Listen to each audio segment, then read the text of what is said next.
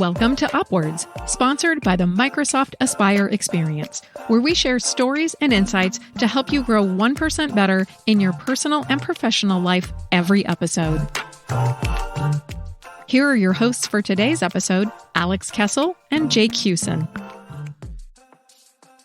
Hey everyone, welcome to today's episode. I'm Jake Hewson. I'm in customer success at Microsoft, and I'm accompanied by my co-host, Alex. Hey everybody, I'm Alex Kessel, also joining in from the customer success side.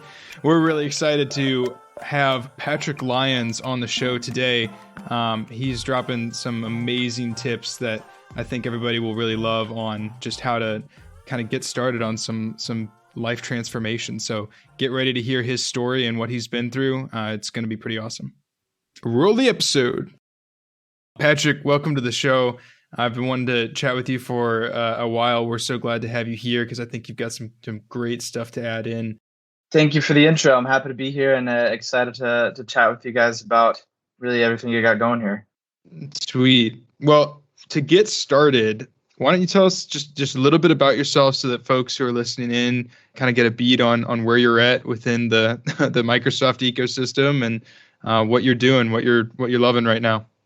Yeah, this reminds me of like the first question of an interview. Tell me about yourself. But yeah, what are you passionate about?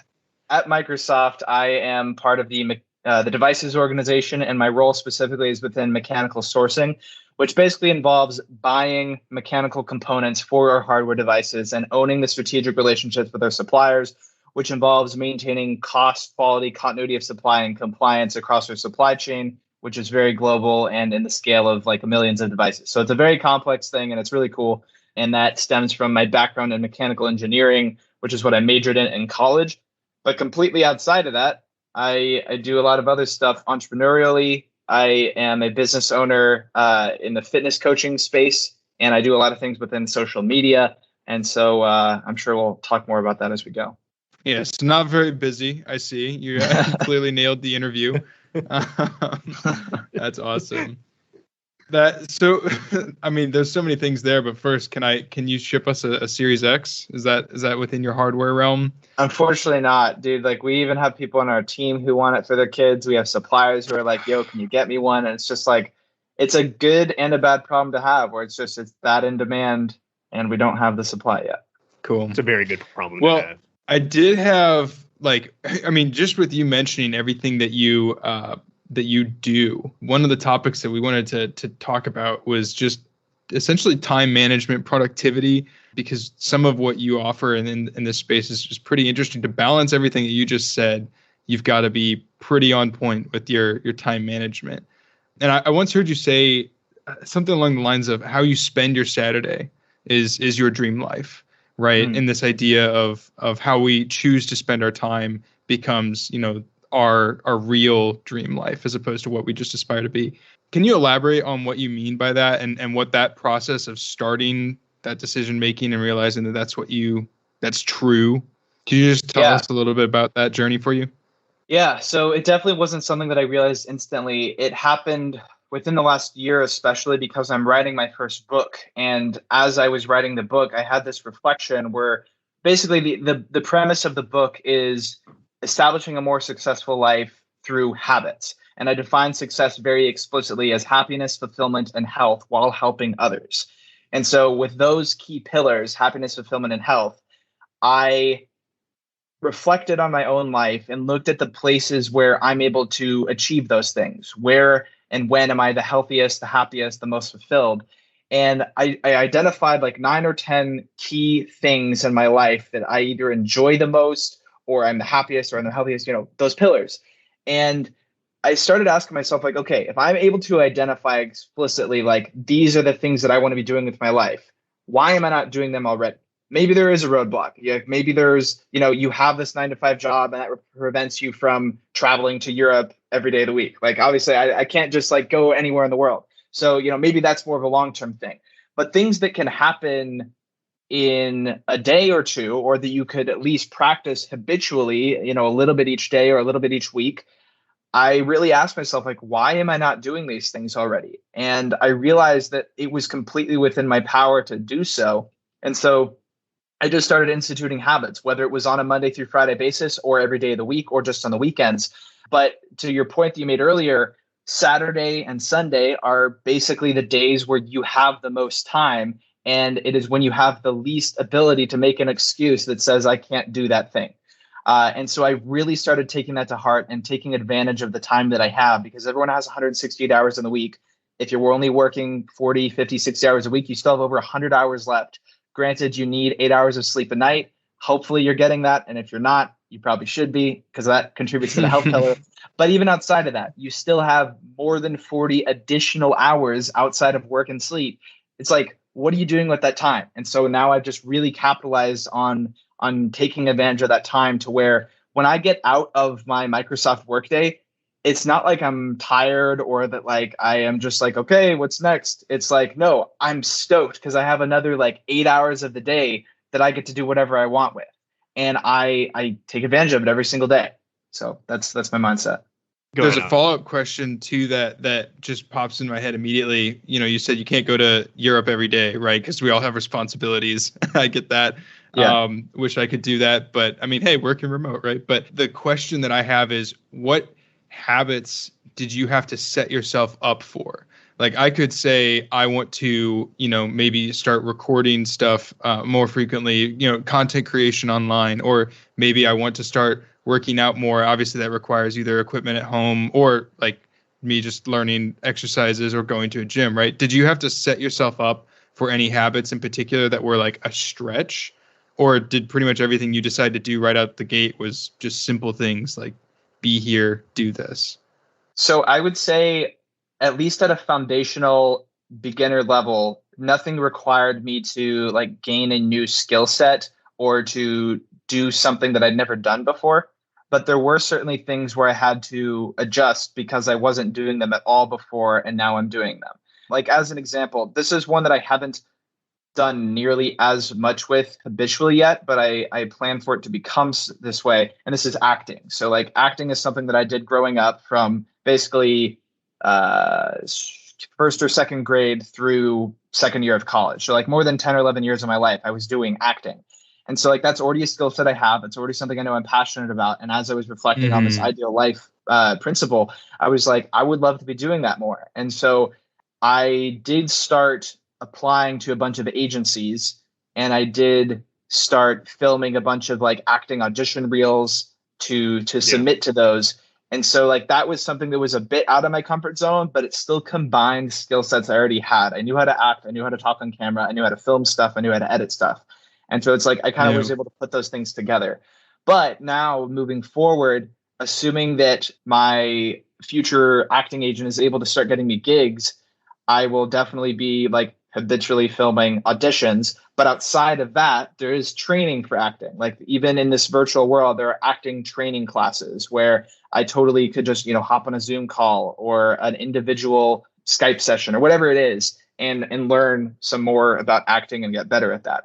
So like that's the one thing in my mind I'm thinking of that is like genuinely new / I'm not even doing fully yet. No, I love that. I think it's awesome that you mentioned outside of the things you're doing that there's always ways you could be training. So like even virtual sessions to be constantly learning in the world of acting. So based off of like what you just mentioned, like acting, that is a passion of yours that you've identified. And I know you mentioned there are several others in terms of what areas of your life do you enjoy, what things are you passionate about, what things you want to do. I think sometimes it's hard to pin down what we would rather be doing. So like, do you have any tips for defining that something and then putting ourselves in a position to make that, as opposed to, like you mentioned, getting off work and maybe we, opposed to doing something we're passionate about, opt for the easy road and just like pop open Netflix? Like any tips for identifying those and putting yourself in the position to work towards those passion areas or happiness areas? Yeah. So there are a couple of things here. So what I genuinely encourage everyone to do is to start with this ideal life reflection. Because if you don't have something that's like bigger than yourself or like something that is almost larger than life that you're working towards, it's very difficult to justify making the tougher choices over the easier ones in the moment. But because I now have this ideal life reflection, I have like these 10 things that I want to do with my life. I am now making a specific choice. The choice is not just to or not to watch Netflix. It's to watch Netflix or to work toward the ideal life I've established for myself. And that's a much more powerful situation to be in. And so then comes a couple of other things. Some people have no idea what they want to do in the first place. So if you go through this ideal life reflection, you might be like, well, I don't know. And so you need to solve that problem. And to me, the answer to that problem is just the habit of trying new things. And that sounds like simple or like motivational guru type thing, but I really think it's a real thing. You always have a choice to or not to try new things. If you stay stagnant in life and you just keep watching Netflix on a daily basis, and that's like your one daily habit after work, then you're not going to try anything new. But if you make an adamant point to like say, I am just going to go after opportunities, and if people present opportunities, I'll say yes to those too if it makes sense within the scheme of my life. But even if you like don't know where to start there, you could go to like Facebook events, look at things happening in your area. You could literally type in things to do in blank city, whatever city you live in. Just an example of some things that I tried over the last year. Like I tried axe throwing for the first time second time, but It was like doing that made me literally think like, I could see myself doing this. Granted, I'm not, but it's like, it kind of gave me that thought, like, what if I trained for this? What if I became a professional axe thrower? That was my first thought when I first threw axes too. Right? It must be a thing. It's a real thing. It's a real thing. So it's like anytime you try something new, you create the potential for that experience, for that potential, like, what if my life had this in it more? And eventually you find something where the answer is, that is the actual thing I want in my life more. Because like fitness is debatably like my greatest passion in life right now, at least in terms of like a thing that I do. And there was a time in my life where I had never worked out.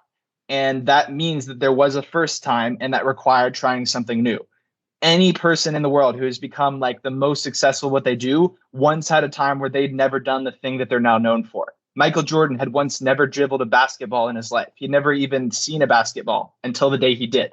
And so you have to create the potential for that day to happen. And that happens through forming this habit of trying new things. So hopefully that answers kind of like the two sides of that question.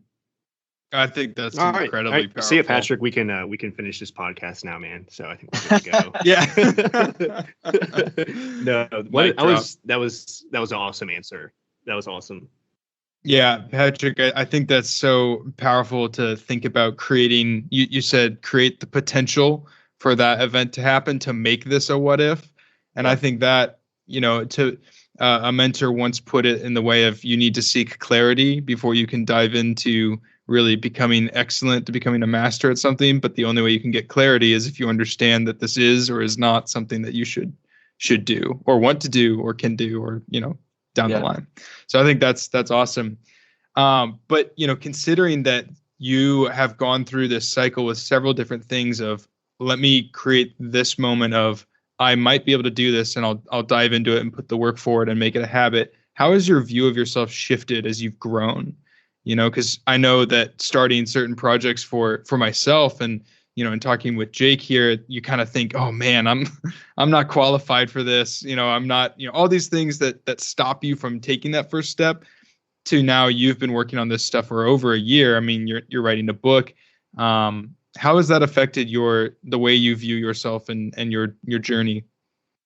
Good question. So if I look back, the first really big thing that I feel that I eventually empowered myself to do was to build my own body. And then it became to help others build theirs. And when I look at that, it was like I was consistently inconsistent with working out before I became truly consistent. It was like I would work out for 3 months, go all in, and then stop for like 9. And I just kept doing that over and over again in like high school. And it was almost like I was I was like so short-term goal oriented that it hindered my long-term potential progress. And it wasn't until college that I kind of shifted my mindset to where like I am a perfectionist, and I have no problems, no qualms with like trying to go all in for a short period of time. But you do have to also balance that with like the more long-term approach to things. So when I started working out in the gym in college, that's when I became truly consistent, because before that, all my working out was done at home. And it wasn't that I didn't like it. Like, I still felt passionate about it, but I truly found my niche, my home, my community, my passion through working out in the gym. And that's where I saw the most progress too, that helped. And like seeing the body transformation led to boosts in confidence. And I think that confidence boost then transpired into like everything else. And this gets into something that I call like the lead domino effect, where there's likely one habit in your life that affects everything else, where it's like, as long as that one thing is consistent, that will transform you in such a way that everything else can become consistent if you choose to put forth the effort. And for me, that thing was fitness, because I had this insecurity rooted from like a young age in like my body, where like I didn't feel confident in my body. I felt weak. I didn't feel strong. And seeing that change happen in my life through my own efforts is what helped my confidence like increase substantially, to the point where I now felt like, if I can make that change in this part of my life, I can totally make XYZ change in all the other parts of my life too. And so I've kind of maintained fitness as a lead domino my whole life since then. And that was like March of 2015 is when I started that habit of very consistent working out in the gym. And so like those last 6 years, I've done more with my life than any other 6-year period of my life prior to that. Granted, like the other 6-year periods were like, you know, ages 1 through 18. Growing up. Still, yeah. But still, it's like, it's a big change when I look at like who I was then versus who I am now. And so then I think the first kind of like real imposter syndrome moment within the fitness world for me was like when I decided to start coaching other people. And that started in June of 2015. And the reason why like I felt confident in starting was because the change that I saw in my own life was so life-changing, literally, that I wanted to help other people experience the same thing. And I felt like if I did this, I know that other people would like to experience the same thing, because I know where I was, I know where I am now. That was what I rooted myself in. But then there's one other piece of this, and that is that I had something holding me back from like going all in on that passion for, I think it was probably 1.5 years. There was basically like an organization on campus I was trying to get into at UT Austin. And I cared so much about what they thought about me that I worried that they would judge me negatively for my fitness coaching habit or fitness coaching passion, basically. And so it was kind of like when I was talking with the people in that organization, I would talk about the fitness stuff a little bit, but I would kind of hold back and I wouldn't go all in. Like I wouldn't let my full self show. And it wasn't until I was denied or rejected for getting into that organization that I felt free to finally actually go all in on my passion. And so I think that like the big takeaway that I'm trying to get at here with this story is that if you have something that you want to go after, and there is like any person or group that you feel like that person or group is the thing that is inhibiting you from going all in, you should reflect on whether or not that person or group should be in your life. Because unfortunately, I waited until they told me no to like allow that to go away, when in reality, like I could have gotten a year's head start on what I ended up doing if I had realized like, why am I feeling like I need to like tailor to these people who weren't going to support me in the first place, that sort of thing. And then the final thing is, throughout all this stuff, I realized that we often seek validation from others or experiences or accolades, when in reality, even if those things happen, we are the ones who create the validation for ourselves. And what I'm getting at, I'll give you a specific example. I made it on the show American Ninja Warrior, and that's what I used as the accolade that validated that I could launch my own fitness program. But like, that didn't have to happen. I could have still launched the fitness program even if Ninja Warrior didn't happen. I still would have gone through the same body transformation, or at least theoretically I could have, taken myself through that. But it was only because like mentally at that time, I was like, if I did that, like now I'm, qualified or something to do this. And like to a degree, yeah, sure, that's a true statement. It's like I put myself out there, I got in the best shape of my life, but that happens through your own choice, not through someone else telling you like you're good enough. So that's my motivational speech. I love how you really sum that up, like you mentioned, in like your environment, those who are close to you. And I know like there's a lot of sayings, and one that's always stuck with me is like you are the closest 5 people to you that you work with, interact with, moving towards your goals with. So like environment, people you're with, and like the accomplishments you've had, but like summing it up, that at the end of the day, you are that sole gatekeeper, and you can either be a blocker or you can help push yourself forward in terms of you're the one that ultimately makes that decision. Am I good enough? XYZ. So I love how you sum that up, that no matter what anyone does, at the end of the day, you have to get the mindset part right. So I love that. Something that I'd love to ask, and I think Alex and I just both want to know, and it's based on your experiences. Do you have like any like coolest moment or like a really cool moment in your journey, somewhere that kind of your actions and habits have taken you that you just were not expecting at all?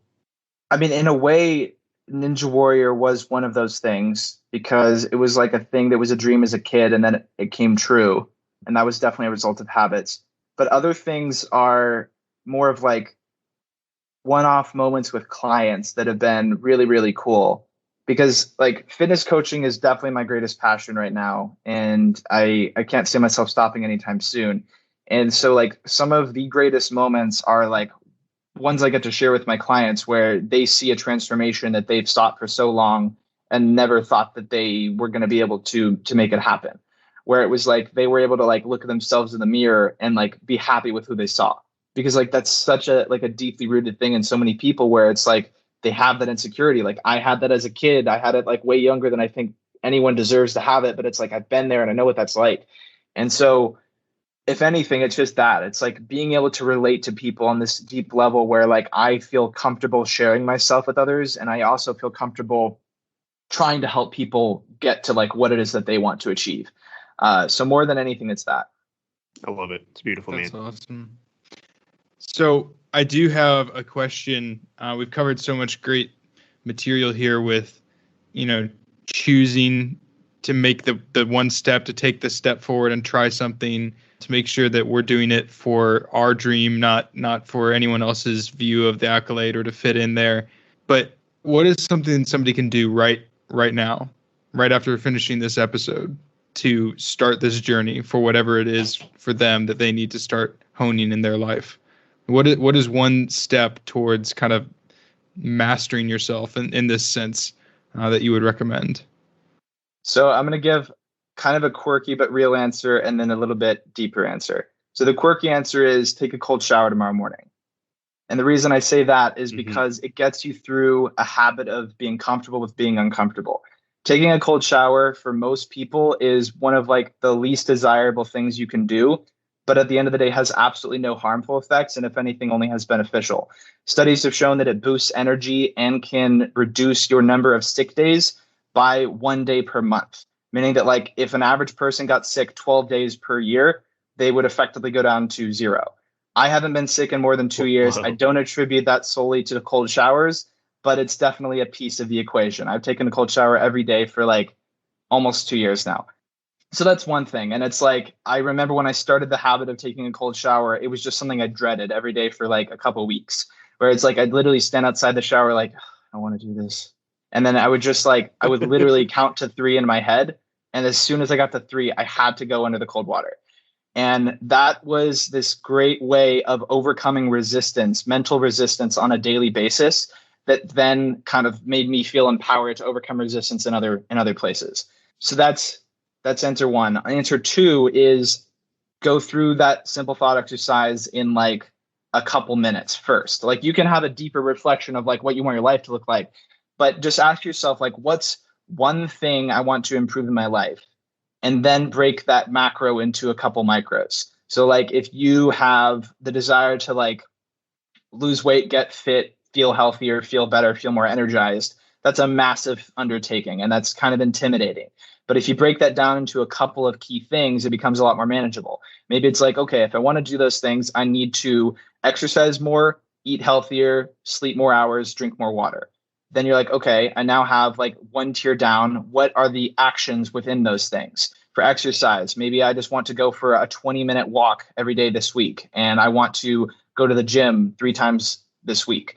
And then for water, maybe it's like, okay, I have to drink at least a gallon of water today, and I'll break that down into like a cup of water every 2 hours. I don't know if that math is right. I don't know off the top of my head.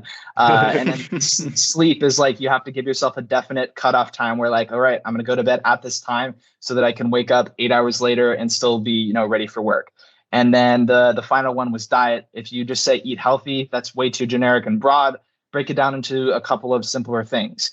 If I'm going to eat out at a restaurant, I can't have fried foods, and I'm going to stick to lean meats, chicken, turkey, fish, if I'm going to choose to have meats, and I'm not going to have fried food.